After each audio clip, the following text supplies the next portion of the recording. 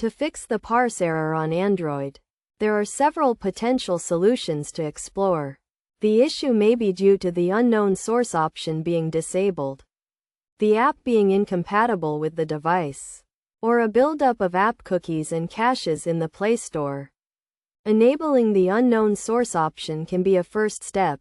Open the device's settings, click on Security and Privacy, find the unknown source option, and toggle it on. After confirming the change, restart the phone to see if the issue persists.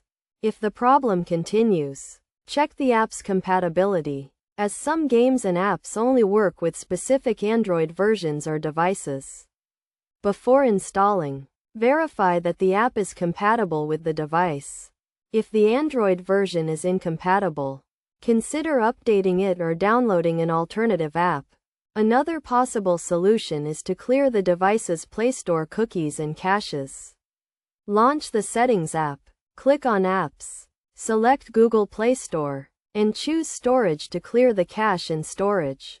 After completing these steps, restart the device and attempt to download the app again.